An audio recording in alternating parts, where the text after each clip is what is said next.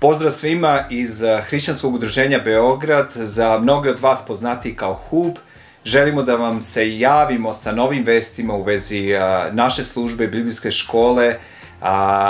Ono što jeste novo je to da biblijska škola nastavlja da radi i želim da vam predstavim novog direktora biblijske škole, dugogodišnjeg predavača, mnogi studenti ga već poznaju, Matej Delač, koji je od pre nekoliko meseci preuzeo vodstvo ove naše važne službe Hrišćanskog udruženja Beograd ili HUB-a biblijske škole, i on će nam reći nešto u vezi toga kako izgleda, šta su novosti i šta nas dalje čeka. Tako da, Matej.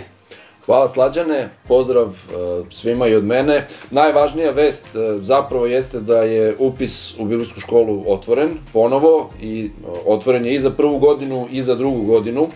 Školska godina počinje u septembru, sredinom septembra 2025. godine i na sajtu HUB-a imate stranicu gde su svi podaci za upis i za prvu godinu i za drugu godinu. Biće link do te stranice negde ili na ovom videu ili ispod ovog videa, moći ćete da kliknete i da odete direktno na stranicu, da vidite sve podatke i dokumente koji su vam potrebni za upis.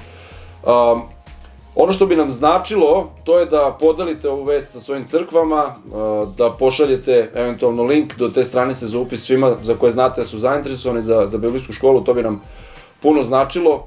Tako da, to je glavna vest koju imamo za danas, za vas, tako da toliko, pozdrav od nas i do sledeće vesti, doviđenja. Ćao svima.